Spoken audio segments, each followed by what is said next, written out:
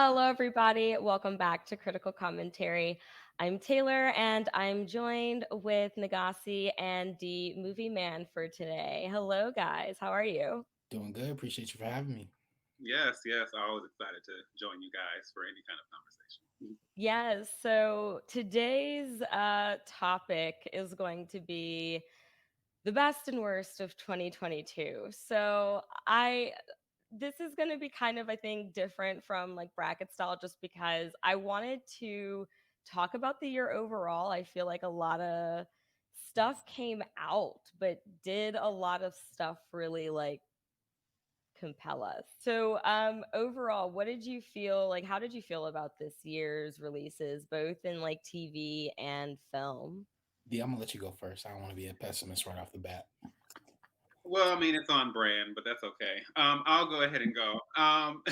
So, I think the year it's interesting. I think for me, and maybe it's because of my experience last year, I found that I found that I gravitated more to the bigger releases last year, and I found them a lot more satisfying. Whereas it was a bit more of a challenge as far as getting into because I like all types of film, not just mainstream stuff. But I think given where my headspace was, I needed more escapism and some of the more grounded, realistic narratives. I was not quite in the headspace for. So I would say on that front, I think this year is very different in that a lot of the big mainstream films really let me down, and a lot more of the overlooked, underrated kind of flew under the radar films, and maybe the occasional TV show. Those are the ones that really stood out to me personally. You kind of like D said, it's just a year of ups and downs, and it felt like all the way up to the end. A lot of directors that I'm used to just, I'm not saying you gotta knock it out of the park, but consistently delivering quality, it just got worse and worse. It started, I ain't gonna say when it started, I'll say that for the video, but it started at a certain point, and by the time we got to the end, I had no hope left. No hope left. So there was no Christmas cheer, there was no excitement, there was nothing to go into next year. Next year, I'm not saying I'm planning to do like all low key movies, but kind of like D said, like the mainstream stuff let me down so much this year that the hidden gems of this year stood out a lot more. Definitely want to give like credit to those directors, the stars, all that, because to kind of balance out a lot of the bad, I just appreciate that.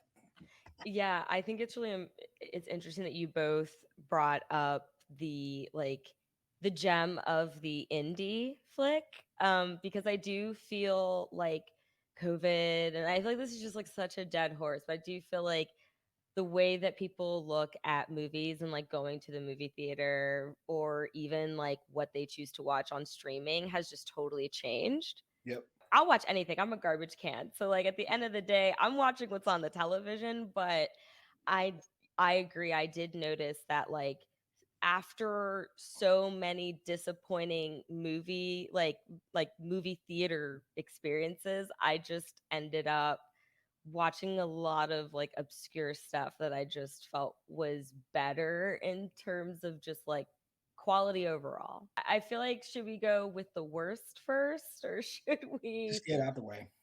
should we get it out the way?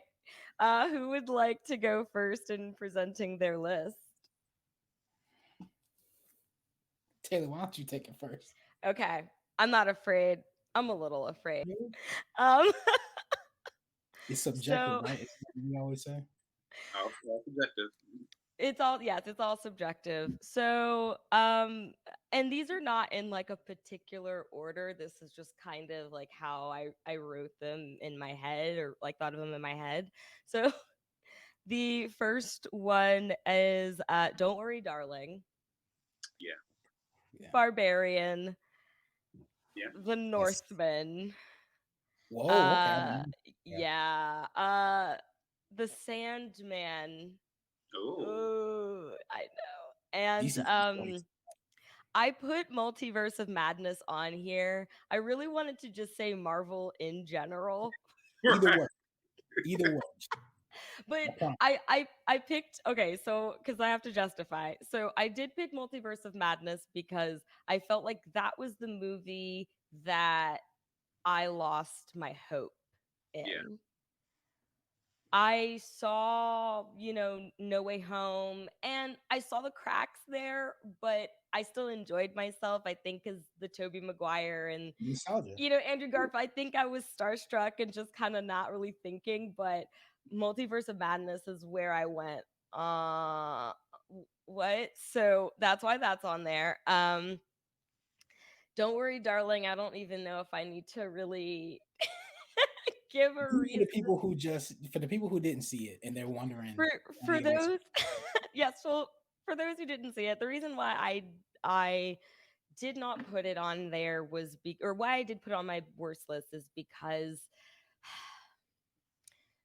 I understood the point of it. I understood that this was supposed to be like nuanced version of Stepford Wives, right? That is why I wanted to see it. Right. I was hoping maybe they were gonna make the Nicole Kidman one just obsolete. And I never thought that I would be yearning for that version No. instead. To put it point blank. I feel like the behind the scenes stuff was just kind of a mess, and I feel like it was really representative of the film overall. And I mean, and that's not like me judging, it's more just like, yo, we didn't need to see it. Like it just felt very like thrown together, and I even feel like some of the story was a little bit thrown together. Florence Pugh obviously carried it, but Oh, it was really hard for me to stay like engaged. The issue with Don't Worry, Darling is not that it's a bad movie. It's just so ridiculously mediocre after we've had this whole, press and controversy and gambit. I said plenty of times, like, if they do a film based on the behind the scenes, I'm sure that'll be infinitely more interesting to watch, than this. And then it's like we've seen, I know about Stepford Wives, not just the remake, but the original version. And my thing is, if you're going to present those kind of ideas again, do something with it. Because even the Nicole Kidman version, although it's known for being a bust, I think there was some night. It was late at night. I got some popcorn and some fruit cocktail. I sat back and watched, and it was just kind of fun. I know part of the issue is that it completely kind of like undermines everything that the original film represented. But just as a casual, like, oh, for what this is, ignoring that, it was just a fun time. But Don't Worry, Darling was not that. And it wanted so badly to have something to say, with some kind of, deeper exploration, but it just didn't have the ability to do that. And it was a beautiful film. It was like style wise and aesthetically, I loved so much of that. But a lot of underneath all that, it was a very hollow and kind of empty film. Barbarian, it just wasn't for me. I think people like it, and that's cool, but I just that wasn't for me. I don't even know what else to say about about it. that's what he said. There's nothing else to be said. And then I picked the Sandman last, mostly because I love DC. I love DC. I love DC. But like, why? Why? There's a lot of wides with DC this year. Yes, and More I than feel like people want to admit. yes, I feel like yeah, we can. There's a whole thing we can get into about DC, with James Gunn and just like this whole new acquisition. And I mean, I know this isn't a part of DC, but it's still a DC proper like Yeah. comic, and I love that comic. And the changes just felt very over the top and unnecessary, and I don't feel like they warranted their budget. So that is why it is on my list. So Netflix. What else are we used to with them? I don't Real know. Do you feel like I was too harsh with any of my choices at all? Absolutely not. And the only thing I want to say about Don't Worry, Darling, I don't know why Chris Pine has this hold on me where this man, he's like one of those few actors that like he to me, I don't want to like I hate comparing actors because everyone's different, but he's filled a void that Leo has left for me. Because I love watching Leo do his thing on camera. I love it. Um, but when you consider some of the stuff that was going on behind the scenes from Olivia Wilde and with Harry. it is a miracle that Florence Pugh even still wants to be in this industry, because the stuff that I wasn't there, but based on the reports, of which there are many, I don't know how she got through that. I really don't. So that's probably one of them projects you close your eyes and keep moving. But when we talk about housewives, and I don't remember if she was a housewife in this movie, but the movie with it's called Gone Girl. It's got Ben Affleck and I forget her name, but she's amazing. Rosamund Pike. Yes. I can't remember if she's a housewife, but if she is, that's the more logical scenario. She's like, nah, this dude he done drove me crazy. I'm gonna kill everybody to let this man know I'm not playing around. So I just feel like I'm not sure what the vision was from Wild or anybody on that team. And like you said, when by the time it got to the end, it's like, was this needed? Because I could have sworn I got a better version of this a couple years earlier. So yeah, and to be honest, I don't know if you guys have rewatched it, but that one doesn't hold up to time very well either. No, the 2005 version of Stepford Wives with Nicole Kidman. It's not any better. But no, I mean, yes, you're right. Gone Girl is so much more effective in getting its point across. And also building tension. I felt like there were moments in that movie where there was like tension, but then it never was addressed. So after a while, it just felt like I was watching a hodgepodge of just montages. Like I just didn't feel like there was a cohesive story there. And yeah, it just yeah. D, what are you thinking? Question. Do you have an honorable mention? An honorable mention. Why? Do you feel like I should have one? Oh no, sorry, or I should say dishonorable mention. No, I was just curious. Given the 5, I'm curious if with one almost made it but didn't quite. I was just curious what that would be. I guess if I had to pick one other thing, a dishonorable mention, and I hate that it's gonna come from my mouth because I feel like a traitor saying it, but Rings of Power. Yes. Oh my God, Taylor. Thank you. Saving the day, because now I don't have to mention it, but thank you. We got it out. We got it out in the open. And you know what I hate? You told me, Nagasi, you were like, stop watching it. Just stop. I told you. And I was like, no, I don't believe you. I can't believe the cheek of you to do what you've done. Very slow.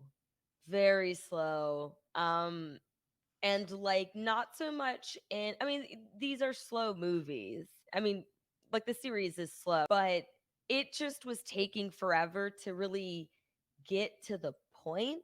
Like what, like figuring out why people were supposed to be where they were going, and like what was it leading to, and the whole star thing, like who's the star, like it just took really, really long to get good. And by the time it got good, I was on my phone. And I feel like once I'm on my phone, it's over. Because I watch TV to not be on my phone, you know? And it's,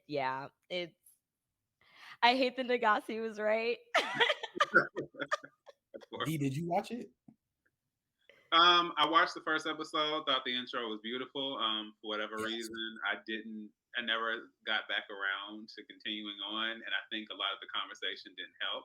Granted, I make my own decisions, so if I decided to go back and watch, I may do it. But then they kind of, I don't know, it may have been intentional or unintentional, but them releasing House of the Dragon around the same time, was maybe not the greatest idea. I got looked back into House of the Dragon. It was kind of like, okay, well, I can watch this another time. And as of now, just from what I've heard, that may have been the better decision. But I will at some point have to watch to maybe make sure and kind of cement that. There's so many things wrong. We all knew who I was about to say Dumbledore. We all knew who Gandalf was when he came down in the start. And I'm gonna tell you, Sauron is not even the worst evil character in that show. Them Harfoots. How you just abandoning me because I fell behind? What is wrong with you? What is wrong with you people? Because I fell behind, homie. I got a limp leg, a bum leg. I mean, you're not wrong. The true villains are the Harfoots. If I wake up and y'all gone, We throwing bows. House of the Dragon just had so much more going for them. I mean, I and can't wait. and to be honest, I feel like they were at the disadvantage. They were the underdog Right. coming Absolutely. in. You know, everyone was Based on thinking season 8. Amazon's foot in the bill.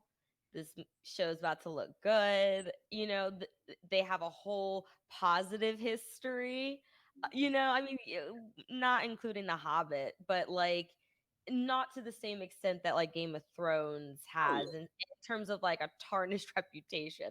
So they were the underdog and they not only like surpassed my expectations, but I mean, I was feeling really angry when I did not see Patty Constantine on that list for Golden Globes, even though I know Golden Globes has their own bad reputation in history, but like I still was like, why is his name not on here?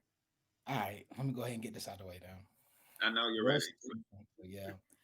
You We gotta guys start. seem so reluctant. Oh my god, are these lists bad? Are you guys about to get us canceled? Well, I mean, think of the nature of the list. This is not a good list that you want to be up on. If you got on this list, you earned it this year. I mean, you really earned it. And we gotta keep that Yeah. off of Uncharted. Uncharted was a movie that didn't need to be made, that had Mark Wahlberg and it had not Jake Gyllenhaal, Jesus. It had Tom Holland. I know, I'm sorry. I'm Tom. sorry. It had Tom Holland playing themselves, if we're being 100% honest. And it was the biggest slap in the face to people who care about that franchise, like the video game of Uncharted. And I'm usually one who tells people who like video games, y'all got to temper your expectations because 9 times out of 10, it'll never be the same. And in the case of Uncharted, which I'm not sure if either of you have played, but it's like one of my favorite video games. So that's probably also why I'm a little biased into it. Okay. Forget the story, forget anything you know, just based on how it looks, it is a genuine movie. It is a genuine movie. And I knew there was no way that they were going to be able to replicate and do that better. And they did it 1,000,000 times worse than what I thought they were actually going to do. Fantastic Beasts, please go away. Regardless of the Johnny Depp situation, I know people got their thoughts on it. That's fine. Mads Mikkelsen stepped in. I feel like he did a good job based on what he could do coming in. What is this? I think the third movie. Yeah. But they have no direction. And the thing that's saddest about this, I think out of everything on this list that has like a pre-existing franchise, Hogwarts has no excuse. You have zero excuse. Do you know how big of a template of a playground you have to play in? We've only been to Hogwarts, and this is what you dump it. I mean, you could have had a Quidditch show. You could have had a show about the American side. There's like all these different countries. Like there's a legitimate wizarding world, and these are the stories you want to tell. I'm Yeah, not like even we're still talking about Nazis. Like, exactly. why? It just didn't make sense. And then you got poor creatures out here getting killed for no reason. I'm just like, guys, this isn't what we're supposed to be subjected to. I just there's a certain that magic that you used to love in Harry Potter is just not there at all. This next movie, I really didn't want to have to put this on here. It's got some of my favorite people on here. Thor: Love and Thunder, man. I'm gonna try and keep this one short because this really could be an all hour long conversation. I don't know whether to believe that Taika was more strapped by Bob Chapek in terms of the 2 hour limit, which it's never been confirmed, but it's been rumored. No one's ever came out with an official report. But when I go back, which I will never do, I only did it once, like a week after I watched it, and I rewatched the movie. I refuse to believe that the same director that gave us Jojo Rabbit and so many other amazing works of film would put that out there and think that's okay unless something else wasn't going behind the scenes. Really wanted to go a lot deeper with the God Butcher and the stuff he was doing because the God Butcher's in the movie for 5 minutes. It's like, where's the money? Christian Bale, I'm glad, my boy, you got a check. You deserve it. I get frustrated that people still accept that level of quality. Same thing, like you said, Taylor, with Multiverse of Madness, which is a terrible movie. And I feel like if people looked at it objectively and didn't go in liking Sam Raimi, I think they would feel a lot different about that movie. And even though I love Taika, I'm so glad there's a space in Hollywood for him and people like him. There's no excuse for that. There's zero excuse. Obi-Wan Kenobi. Oh,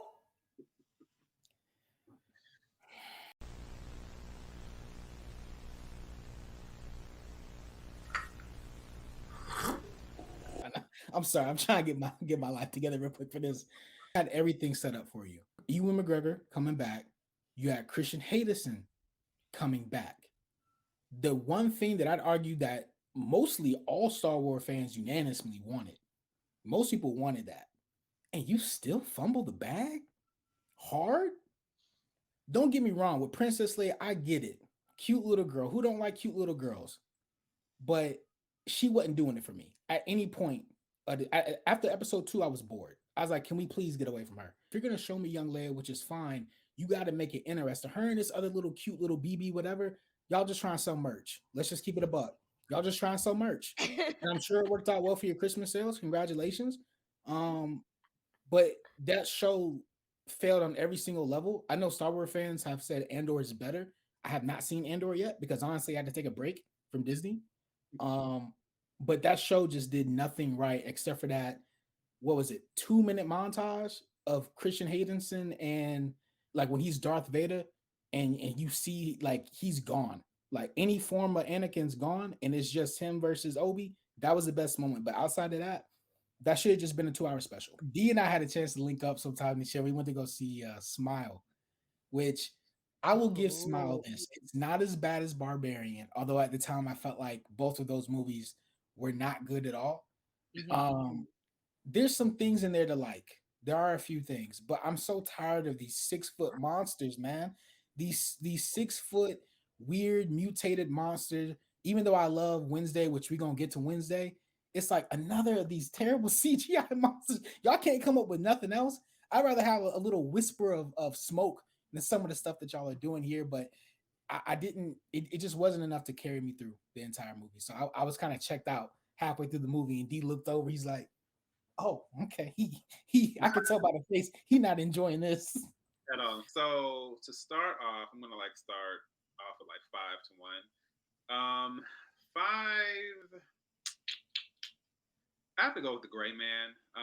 I understand that we can just throw money. I understand we can have Ryan Gosling. I understand, we can have kind of a spy thriller action. Like I get, because really that genre is something I can really enjoy when it's done well. And it had all the makings of that, but I thought it was stale. I thought it was dry.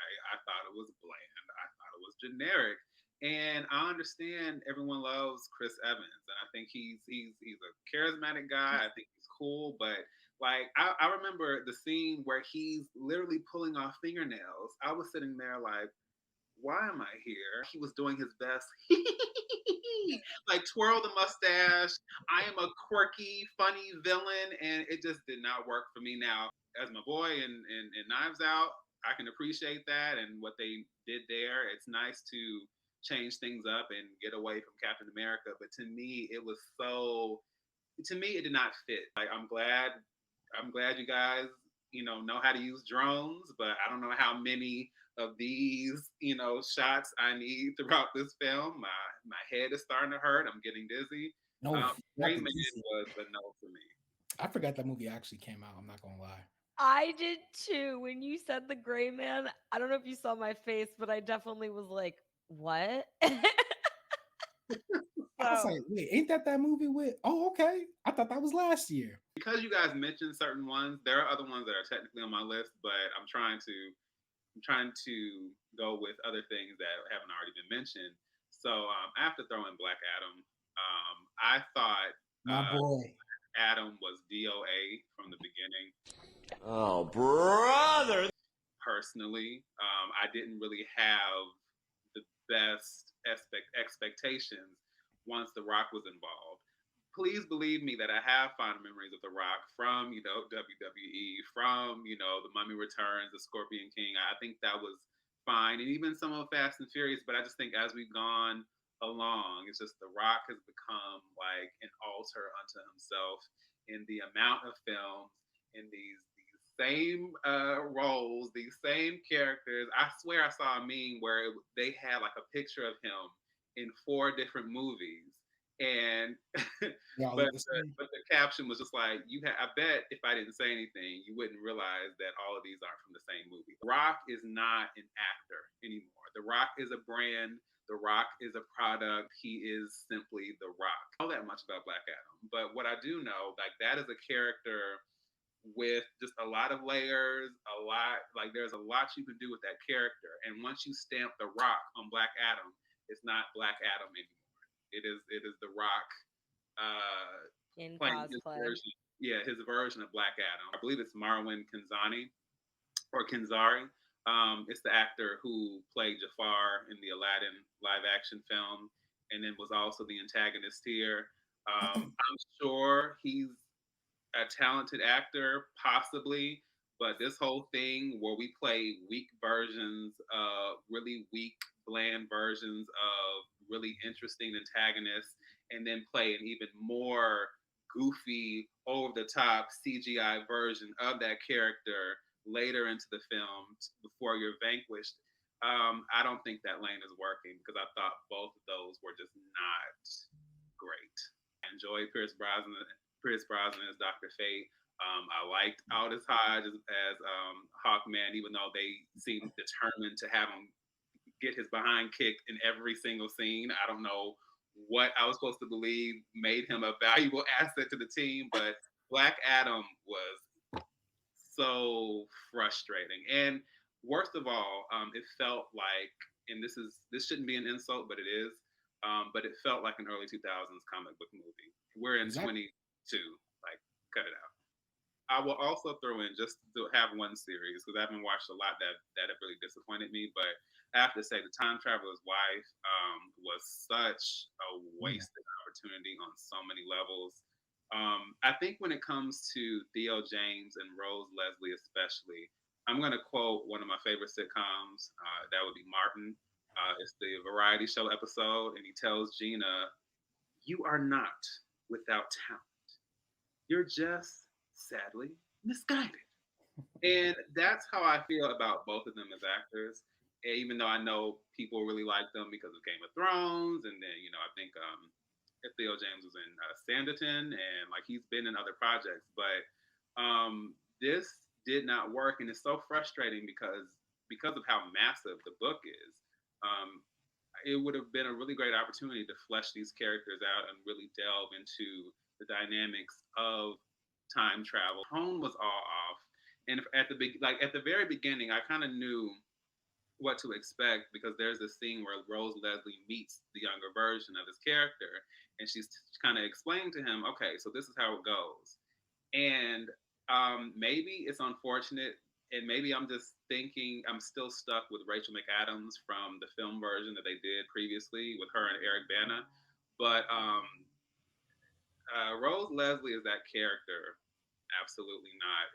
That whole monologue, it was just very, she was completely miscast. It's supposed to be something serious and dramatic, but it played almost like some romantic comedy, and it was so like sharp and self-aware, and yeah, we're gonna be married, and I didn't understand why that approach was taken. The story can be resolved in one season, so why they felt the need to end the season halfway through the story, presuming they were going, assuming that they were going to get a second season, only for it to now be canceled. And now you have the story stuck here when you could have just had the whole story play out in one season. And I have to say also, maybe this is petty and maybe this is juvenile to say this.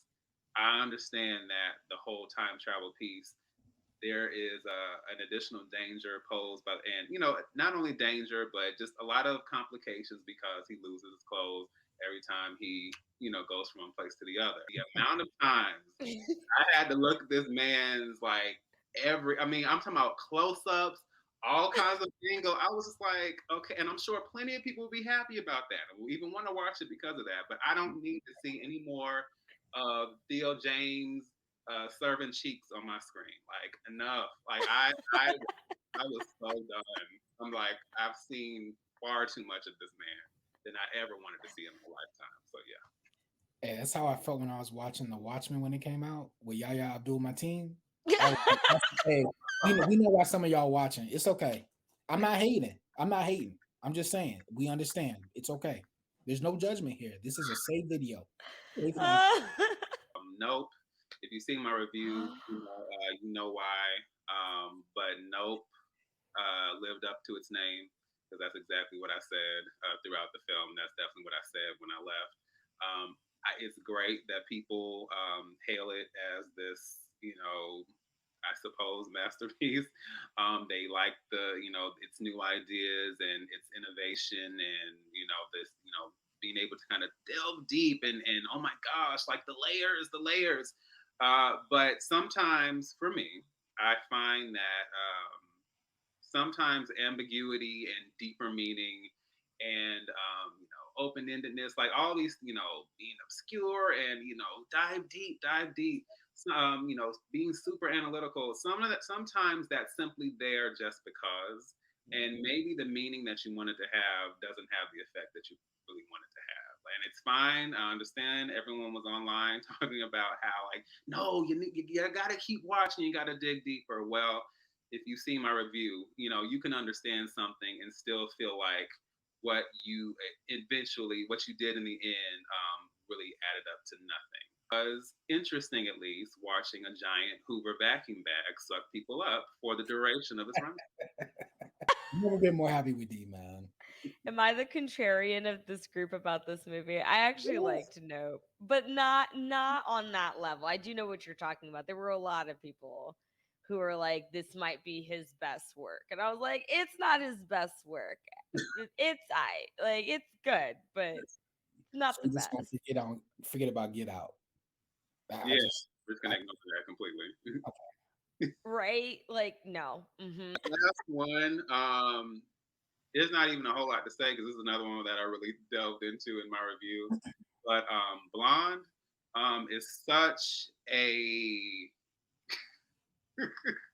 I don't even know what the word is, but it is such A travesty. in so many ways. And I think if people never understood one of two things, because you could argue maybe one was necessary, maybe you can argue about what purpose this may have served, but this is definitely a massive argument for why people talk about certain stories being told by women, women stories about women being told by other women. I'm not saying it's not possible for men to do it, but this is a good example of where, like, sometimes having that lens, like, we get something that is completely like scraping the bottom of the barrel. And then, additionally, this is what happens when you have a director who cannot remove themselves from the storytelling and cannot remove themselves from whatever story and narrative they're trying to tell, because I don't know what kind of beef Andrew Dominic has with Marilyn Monroe. I don't know what he grew up thinking about her. I don't know, but you cannot tell me that this man doesn't harbor some kind of resentment against Marilyn Monroe. And I would even say the same thing about Joyce Carol Oates, because some of the ideas and their feedback and some of the stuff that they even said about her, even if you don't know that much about Marilyn Monroe, it's just like, I don't know what you have in your mind about this person. And let me say this, there are plenty of people that I don't like, public figures, celebrities, historic figures, whatever. But as much as I may not like those people, even I could have made a biopic that did them justice and highlighted both, their humanity and their trauma and their struggles, and created something balanced. And this was trash, empty, like, shell, not only of a biopic, but a ridiculous example of where, what is that word? Kind of like experimental cinema, like where you take, a straightforward idea like Marilyn Monroe and Hollywood and all that, and you try to flip it so that it's, this abstract, creepy and horrorish. And I even said that in my review, that almost could have worked if you had the range, if you had like the ability to really give some layers there and give it some emotion and like really allow it to say something about Marilyn Monroe that hasn't been said before. But this is not only is it not saying anything new, not only is it not giving anyone who doesn't know about her any insight, like you are literally just throwing in graphic imagery and exploitative images and stuff that never happened just so people can talk about it. Waste of potential, a waste of film, a waste of anything that would come close to highlighting the type of person or icon or figure that Marilyn Monroe was. I thought when you told me about how graphic it was, I was like, all right, look, either I'm gonna go into this and it's gonna be not as bad as I'm thinking, or it's gonna be worse. And it was worse. You have to question, what are you really trying to say about this person that lived? Because this feels like I don't even know what the right word is. It feels like a hack job, to be honest. It feels like somebody came and said, I just want to tell this story regardless of what was done in history, like the actual history of this person. And I couldn't stomach a lot of the scenes. It was too graphic. And I'm not saying I'm a huge Marilyn Monroe fan, don't get me wrong. But I just even as the person, like this is still a person at the end of the day. It's not a fictional character. I just was surprised the depths that they went to. I had a lot of problems with this movie. First of all, so I actually am not a big Marilyn Monroe fan, but I had a college roommate who was, and she read all about her and she would incessantly talk about her. But I will say this, I'm really glad that she did, because I never would have seen like Some Like It Hot if it wasn't for her. And I wouldn't have seen I wouldn't have actually sat down and watched Marilyn and understood who Marilyn was, because everyone knows that Norma Jean was pretending to be this person. And I feel like the director here saw the facade as the person. And because there's nothing underneath the facade, he just clipped a bunch of like inappropriate, vulgar, and just like absolutely exploitative scenes that honestly I feel like I mean, and I'm not to say that like she couldn't, that's her business to decide if she wants to be naked on film. Like I can understand how nudity in film can be very empowering. Like Thandaway Newton said that when she did Westworld. But like this was not that. This was like I almost felt like the vendetta was that the director was obsessed with her and was like getting out his sexual representational violence through this film. I mean, and I didn't finish it because I was so done after I think like the 45-minute mark, because It's a the way lot. that they handled like the mental health thing with her mom, like I understand that there are styles of European cinema that do this. They push boundaries, but I think that there is a point where this is the exact problem that she has been having her entire life, and now she's still having it in death. I do have a question to both of y'all though. Mhm. And I feel like I asked this question maybe sometime earlier in the year about Gal Gadot. And I'm not saying she's like the same thing, but what do you guys feel about Ana de Armas as an actress? Like, did you walk away from this feeling like, okay, I can see her really creating her own space in Hollywood, or do you feel like it's going in a different direction for her? Ooh. It may throw a curveball at y'all, but I mean, it's interesting that you brought up Gal Gadot just because they are both like model actresses. So I do understand the comparison. I feel like, I mean, honestly, I've only really seen Ana de Armas and Knives Out and yes. what was that other thing she did? Oh, Bond. Oh, You mean right. the cameo she did? Yeah, the cameo. That's it. That's all I've seen of her. Other than like the parts of Blonde that I saw. And she was gorgeous in Blonde. I'm not gonna say that she did not look good and that she was not wearing the clothes, but that's modeling. Yeah. Right.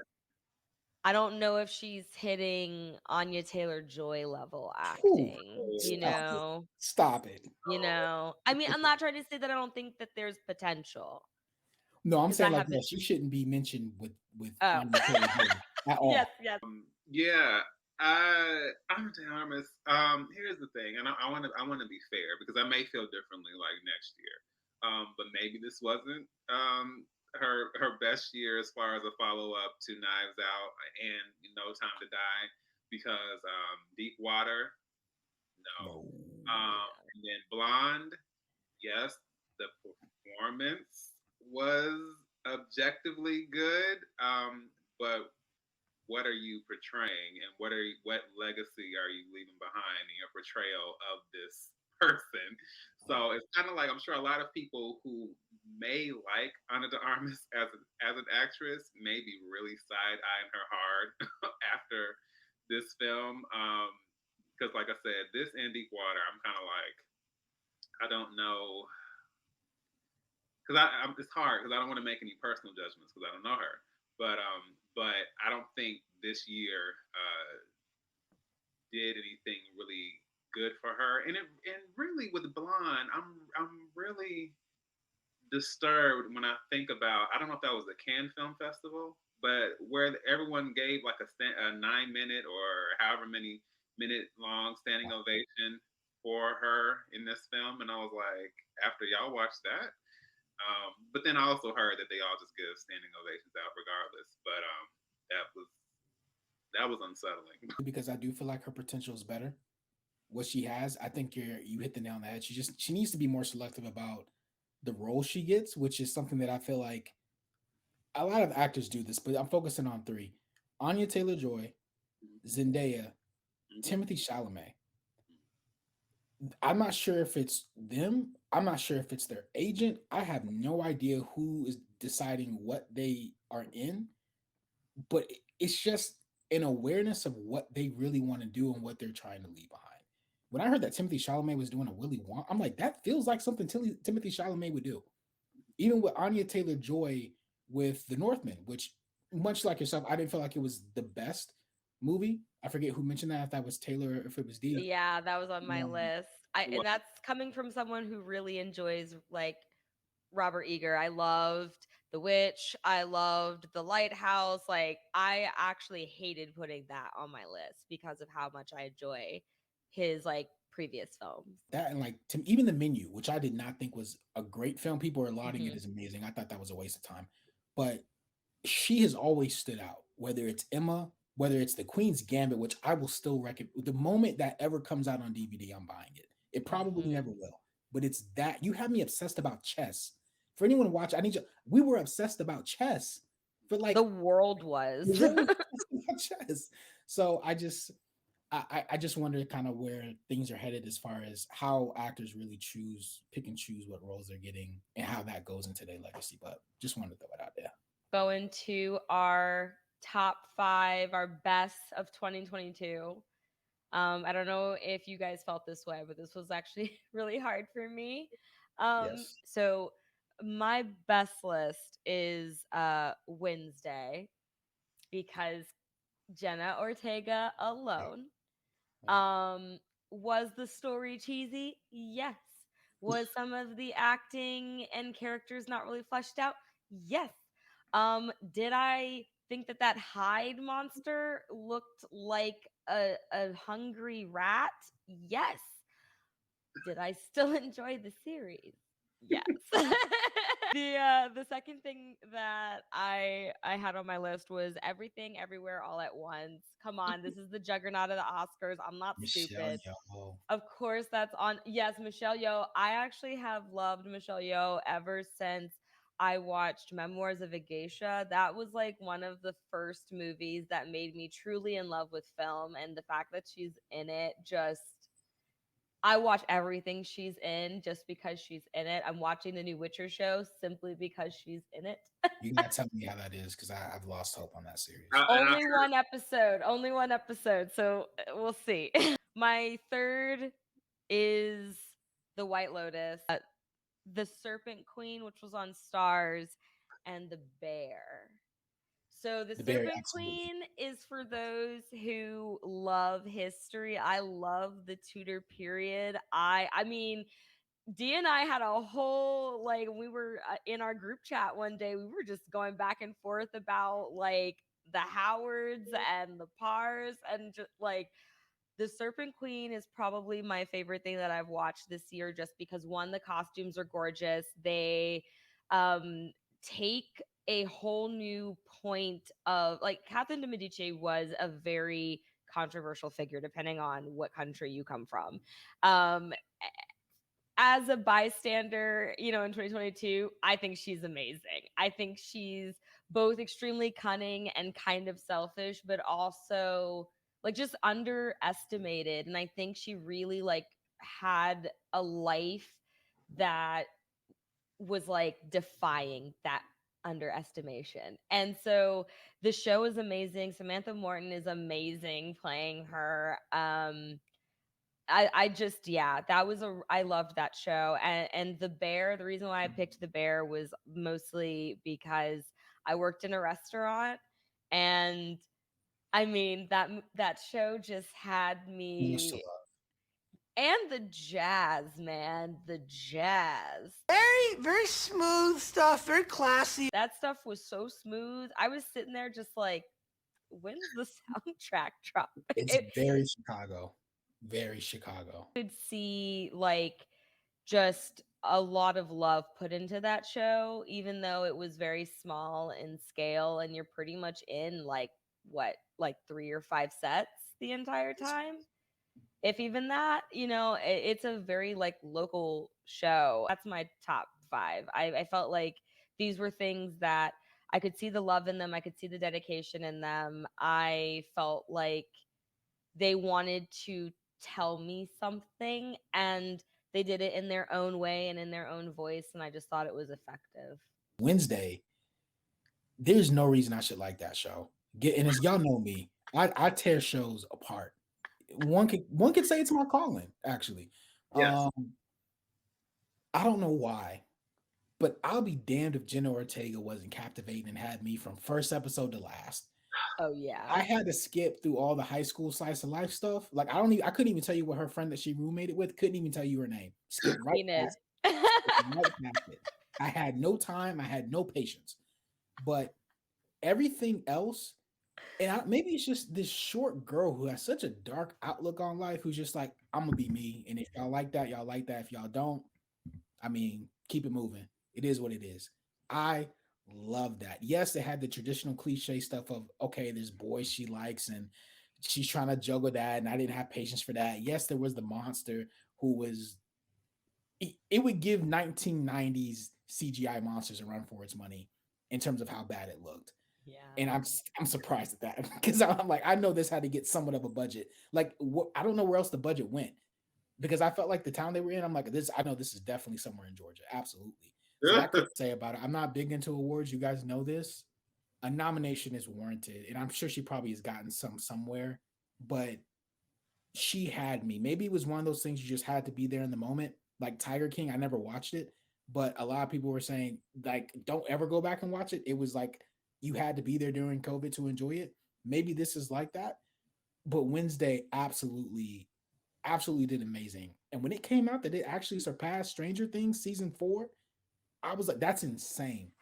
I don't think people really understand how much hours went into Stranger Things season 4, which is easily Netflix's probably biggest franchise right now. Shout out to the team that did it. Not huge on teenage narratives, young adult stories, and it's not to say that I had some kind of disruptive experience when I was a teen, but just for some reason those stories, and maybe it's because there's sometimes a very specific lens that's there, or maybe the type of stories, and maybe it's because I've gotten older and some of that stuff, looking back on it, I'm just like, ugh, teen angst and all that kind of stuff. Ugh, like it drives me loco a lot of the time. But because I'm big on storytelling, if something is executed well enough, and not even just teenage stories, but just any genre that I may not be the biggest fan of or subgenre. What I was hearing about the casting and all that kind of stuff, this feels like we're just trying to just suck this franchise dry. Let's squeeze some coins out. So I was genuinely shocked. Like as we said, like for all intents and purposes, this shouldn't be something that I like and enjoy. But I really enjoy this show like immensely. And I think a part of it, a big part of it, is because I'm a big writing person. So just the dialogue and the writing for Wednesday, the stuff that comes out of her mouth, the way that she interacts with characters, the fact that she'll just like you can't anticipate. I mean, the how like what she'll say in theory, like we know what her personality is, but she'll still will say things that will shock me and have me laughing, and that was probably my biggest draw. Winning Time, HBO Max. I don't know what else to say about this show. This show, every single week, the humor for me, some of the best humor I've seen in a TV show in a minute. The way that if everything was organic, it didn't feel forced. And it's always difficult when you're telling a story based on real life people, as we just elaborated with Blonde. It's very difficult, and you don't want to step on toes, even though you got Jerry West in his fields, which I don't know why you're in the fields, man. The show's doing amazing. Like everyone's watching this.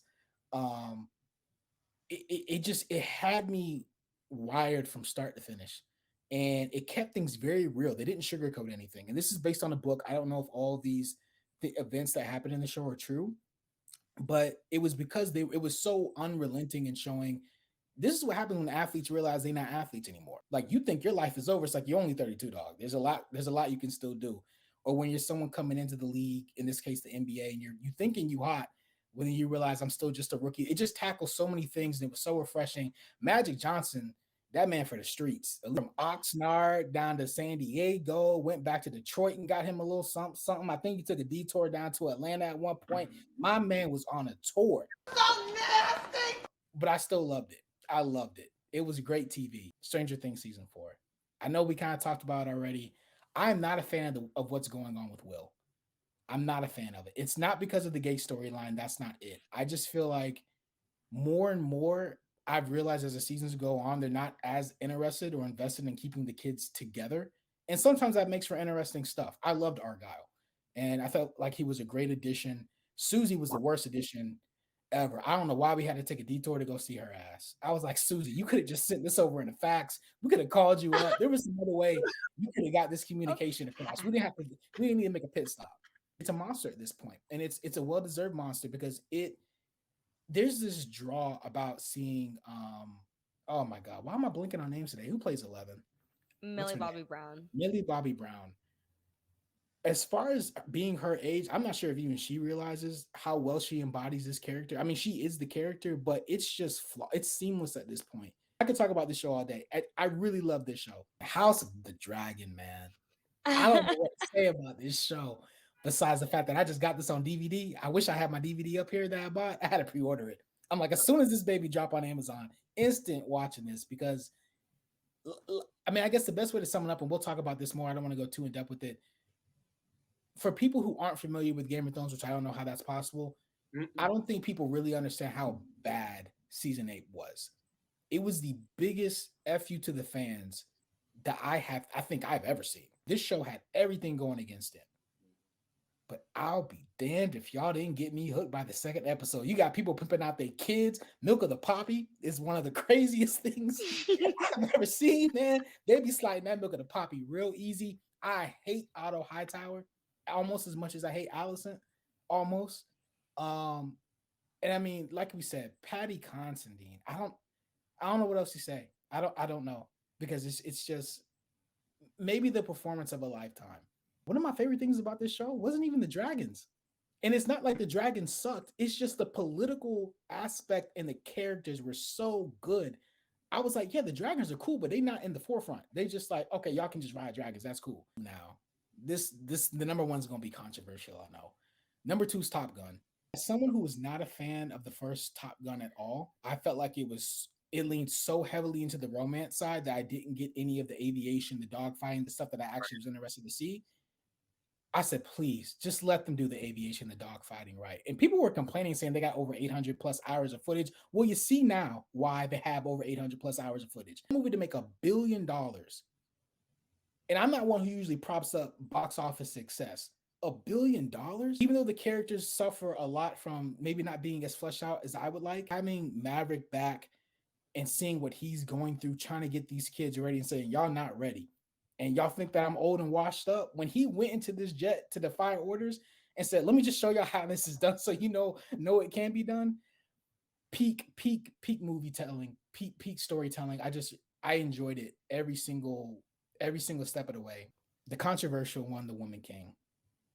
Uh, No, I gotta I break this believe down. that too. I definitely believe that one too. There's two groups, it seems like, for this. There's the people who want to look at this movie from a historical context, and to those people, you're absolutely right. And we don't need. Maybe we'll get into this, maybe we won't, but just for time's sake, because I don't want to eat all the time. You're absolutely right from the historical context.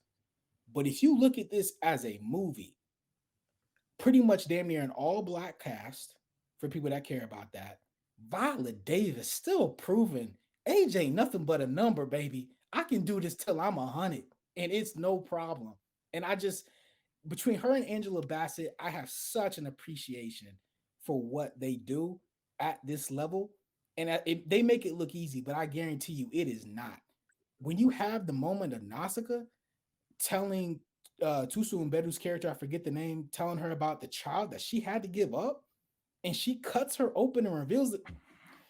Y'all don't like storytelling no more, man. Y'all just want to hate. That's the conclusion I can come to, because there's no reason to hate on that movie if you just judge it based on the movie. I have to go with Interview with the Vampire. Again, Yes. this is another one where I talked about The Addams Family being a very impactful film for me at a young age, even though it shouldn't have been. Interview with the Vampire was another impactful one for me at a young age, because it was kind of my kind of unique introduction to the horror genre. I also have to, throw in Goosebumps and Are You Afraid of the Dark also, but because that helped a lot. But as far as something a little bit more adult, Interview with the Vampire and Vampire in Brooklyn. Those are my two kind of introductions to vampires and the horror genre. And particularly with Interview with the Vampire, I think that was a great way to be introduced to it, because it wasn't just blood and guts and all of the kind of, over the top, more stereotypical nature of what vampires are, but it really highlighted the tragedy of what it could be, to be something that cannot die and has to kill to survive. Kind of like Bel Air, not quite. I was a little more excited to see how this was going to work, partly because I really like Jacob Anderson. He played Grey Worm on Game of Thrones, but I still was like, and I was iffy because they were pushing it, they were jumping forward, like that there's like a 200-year span that we're not getting. We're just jumping forward to the 1900s, but or 1910s. But I think that they did I don't know.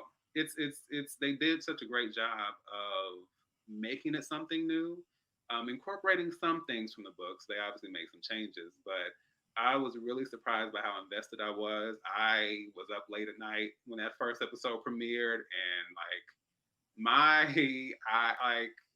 was like in shock the entire time. Hopefully they can keep it up, but this whole immortal universe, they're about to do the Mayfair Witches. Like, if they I was about to say that. I was to be like, did you see that? What's her name from from White yeah, Lotus season yeah. 1? Yes. Then I also have to throw in. This is hard, but I have to throw in the Bear, because the Bear is everything that I know and miss about home. Chicago is my hometown, and Gary, Indiana. And so seeing it brings back, like, I have a special love for films, of course, that take place in Chicago. But knowing and driving past and like literally being in shops like the one showcased on this show, just seeing my hometown like that, and bringing back those memories, that was something that was impactful. But like you said, I don't work in the food industry, but I have heard from pretty much everyone who has worked in it that like this is kind of like what it looks like. It's a good snapshot of that experience. And what I love about that is, that someone who doesn't know that, I love anytime a show can bring me into an experience and showcase an environment that I'm not familiar with and give me an understanding of it. So I love that they did that, and I love that there were layers. Jeremy Allen White's performance is kind of the highlight of this, but then the supporting cast is excellent. Like, everybody is, firing on all cylinders. Everyone is on point. And I love that they were also willing to deal with the theme of grief and loss and mental instability and mental health, and like all these things that probably shouldn't work with this story of just trying to keep this restaurant afloat, but it just all came together so well. I'm going to throw in film that is most likely flown under the radar for pretty much everyone, I think. I think I've only heard two other people mention it, but it's called You Won't Be Alone. I believe you can find it on Peacock. It is the story of a infant girl who is basically cursed by a witch to be taken away from her mother at a certain age and become a shapeshifter and somewhat of a I can't remember if they use the word witch, but it's basically a witch. But it's kind of like they subvert the typical idea of what a witch is. And so because she is a shapeshifter, it's about her this figure dealing with her lack of humanity, kind of like Claudia again in Interview with the Vampire. But as she takes on these different forms, and as she deals with the fact that she has been kind of, stripped of her humanity and her, youth and her, kind of those experiences, she then has to learn how to experience life through all these different, skins, so to speak, and through the eyes of these various different people. And then once we hit a certain point, it's her recognizing, can she go forward and change, what she's been cursed with, or is she doomed to simply repeat that pattern for the rest of her life? It's a foreign film, so the language is Macedonian, which is interesting. And Noomi Rapace. Yes, I love her. She's in Prometheus, Girl Yes. with the Dragon Tattoo, the originals. Yes, exactly. Yeah. I love her. She's not the star, she's not the star of it. Like I said, she shapeshifts. So you see, I wish she was, but you see so many different. So there's a section where her character is at the forefront, but it's not the entire thing. But she's the one who you would recognize at all those. It's a little grisly. Yeah, there was some imagery that kind of made my stomach turn, but getting to the end of it, I liked what it had to say. Good luck to you, Leo Grand, with Emma Thompson, and I believe it's Dylan. Is it Dylan McCormick? I want to say that's his name. But basically, it's a story of a woman who takes up with an escort, and it's about the progression of their relationship as kind of seen and heard through their conversations. I've been a fan of Emma Thompson since I was somewhat young. Probably not formative years, but a little further on. And I just couldn't imagine her in this type of film. So I was like, okay, I got to check this out. So much of her performance, of course, is kind of like quintessential Emma Thompson. She just is kind of like, she's kind of solid in anything that she does. But what I loved about it, and you can probably tell that it's a Ponderosa film. It was obviously made during that time, and it's one of those where it's kind of, it's one room, and a lot of it is just conversation. When storytelling and dialogue is strong, you can keep my attention through mostly anything, not everything, but usually that'll sustain it a lot. To me, there was such a complexity to how they explored how one would either the way a person would either approach sexuality or recognize that they've never been given the tools to understand that. Like how they've gone through life a certain way, and now I'm at this age, and it's like, wow, no one really taught me anything about how this was supposed to work. And although you do eventually see certain things, it's not portrayed in the way I would have expected. And it really was very heartfelt and very moving in the way that it chose to shine light on that particular subject. My number one, and I kind of knew this was going to be my number one when I first saw it, but yeah, I have to go with The Outfit, starring Mark Rylance, and this one flew under the radar, kind of. I think some people have seen it, but I don't know if it got as much attention as it probably should have. Like I said, Mark Rylance is the star. He is a cutter in a Chicago tailor shop, and it's about what happens when, the shop he's at, there are a lot of gangsters that deliver packages there. And it's about what happens one late night when he's just trying to get something done and someone approaches. And then he is faced with an increasingly an increasingly complicated situation that he's confronted with. And then what happens throughout that experience as things build and build and build and build, and what we discover about him and maybe certain things that he may have been hiding as a cutter in his tailor shop. I loved this film because it was simple, it was straightforward, but it like had I've never seen like such a tense film, and I've never seen a film like set in one location. And I'm sure there are a few others, but I've never seen a film in one setting, one location, just have me like my heart racing, my blood pressure running up. I'm coming down like, oh, okay, everything's good, and then we're right back up again. I think the performances are great, the aesthetics, costumes, all that is top notch. But the structure of it and just how well made in its simplicity is why it has to go at my number one.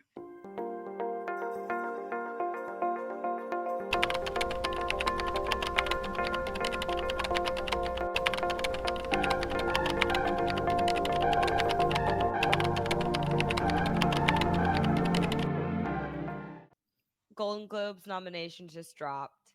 No one really cares. Um, the overall concept of an award show has become almost obsolete at this point. You feel like because we've lost those things, like those markers of success, that might be contributing to why we are also having a bit of this, like, I don't know, power vacuum in terms of just like streaming and like how we go to the movies and how we look at TV and movies now. As far as to answer the first question directly, do I feel like it's become irrelevant? Yes, but not necessarily just based on like things we've seen this year. I think this has been a trend for a very long time. Part of it's frustration from kind of like you said, a standard of like a benchmarker of saying like this is what a good show is. This is what a good movie is. Because that standard has become increasingly harder to define, I feel like it's really up in the air of what makes it, what doesn't. And then if you're someone like me, who honestly, I can only tell you about maybe 2 Golden Globes that I've watched, and they weren't even full through and through. They were like real quick clips. I think it's also part to do with the representation. And this isn't just speaking about necessarily Black shows, which I know we've all been vocal about like our support for the Black side of Hollywood, but I'm also just speaking from like a minority perspective, not from like basically people of color, but just some shows that necessarily don't have the marketing. They don't have, or movies that don't have the marketing. They don't have necessarily the star power, but they're still great content, and they just get brushed aside. And it calls into something that Michelle Yeoh said in an interview a couple of weeks ago, where she said, Crazy Rich Asians, which is one of my all-time favorite movies. I'm still waiting on the sequel. I will show up on your doorstep, Warner Brothers, if I do not get it soon. She said it did so much for the Asian community, but even still, despite its success, who I don't know how Henry Golding isn't in more stuff. I don't understand. Constance Wu, how is she not in more stuff? You have all these great qualified actors and actresses who attract people of all different walks of life and all different mindsets. And because you see even Margot Robbie, who I love, I'm starting to see Margot Robbie in a lot of stuff, like a lot of reoccurring stuff that maybe someone else could have had. And I think you lose intrigue of seeing the same faces, the same people, the same directors, all this over and over again. It's like, well, what's the point? I already know who's going to win. And it's not going to be someone that I either feel like deserves to be there or someone who I feel like really deserved the spot over someone who's probably got it a lot.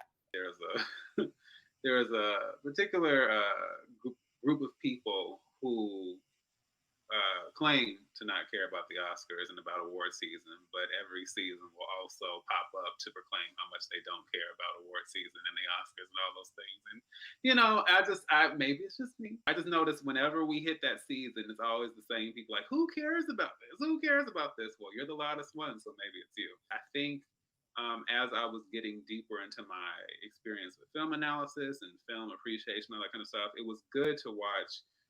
Because I remember, I'm going to say it was either 2005, maybe 2006. But that was a really important year for me because I saw so many different kinds of films. And what was crazy was that the majority of them ended up at the Oscars in one way or another. All the films that were up for Best Costume Design, Curse of the Golden Flower, Marie Antoinette, The Devil Wears Prada, Dreamgirls, saw every single one of those. And so seeing them being kind of highlighted in these various categories, the best score, best music. So kind of seeing and understanding like what was being highlighted through the various categories. I'm sure I had seen the Oscars before in some sense when I was younger, but I didn't really understand how it worked. So really understanding not just acting, but getting into like the specifics of what can be awarded and what can be highlighted and what can really stand out. That's the part that really stood out to me. And even now, although I won't necessarily sit through the entire broadcast, although I had quite the time with the last one because there were plenty of unexpected things that happened. And I'm not just talking about the obvious thing. I'm talking about Regina Hall and Wanda Sykes telling Dame Judi Dench she needs to move her. You know what? Gosh, I have totally blacked out last year's Oscars. I don't want to remember last year's. No, I know. That's what I was saying. I'm not even referring to that thing, but there was a point Oh. where Regina Hall and Wanda Sykes like landed a joke on Dame Judi Dench, and I was like, oh, but she took it in stride. She was laughing. And we could kind of debate about what deserves attention and what doesn't, but I do find that somewhere in there are some really quality ones that I found or have found to be interesting or intriguing or stand out in some way. No, I'm glad that you brought up like the people who say they don't care. Like, I'm not afraid to admit I do care. I'm competitive as I don't know what. I think getting a trophy for doing a job well done, like, that makes sense to me. That makes sense in my brain, in the sense that, like, when you've watched a movie that you love and then you get to see people celebrate that movie. About when Parasite won. Oh yeah. You know Oh what I mean? Like, That's there are just some wins that, like, I'll never forget. I also will never forget when Green Book won. You know, like, there's there is a point in time where I think the standard has become muddied to everyone except for the ones that benefit from it. Does that make sense? Yeah. I wonder if what we're doing now, is more valid in just saying, like, hey, this is what I loved this year versus this is what I didn't love this year, in comparison to, like, actually giving out a trophy. Because I feel like at least this is a discussion, at least this is open opinion, safe space to express our feelings about this, whereas I feel like the award shows have become so political. They've become so focused on who can, beguile the judges the most. Well, thank you guys so much for coming on the channel. I know I was like, oh my god, we're gonna keep this video short. We've been talking for like 3 hours. It's fine. I love talking to you guys. We have such really good conversations, even when we're not just in our group chat, like dogging on stuff. Just being able to see your guys' lists and being able to just like see what you guys have been spending, 2022 watching has been just really cool. Um, is there a place where, the audience can find both of you outside of this video? Yeah, so for me, Nagasi McKenzie on YouTube. Sorry, I was delayed with that. IG and all the social media, Nagasi.McKenzie. You guys can go follow me. Appreciate it so much. Make sure you guys drop a like and tell Taylor thank you for all this amazing content that she's been giving y'all this year. yes. Thank you. What about you, D? Yes, you can find me here on YouTube. That is D Movie Man. That is capital D period space MOVIEMAN. You can find me on Twitter at D Movie Man 2. Letterboxd. You can find me on Letterboxd at D Movie Man, and the same on Instagram, D Movie Man. I'll also plug these in probably somewhere on the screen. If you want to see our first like live roundtable where we also had our first live stream accidentally, you can check out Nagasi's video of our day shift review. I'm sure we're probably going to be doing some other stuff in the future, 100%. But I thank you guys so much again for coming on the channel. And if you want to follow me on Twitter and Instagram at CriticalCom with 2Ms TV, that would be great. And make sure to follow these lovely gentlemen who came on my channel today. Thank you. Thanks, guys.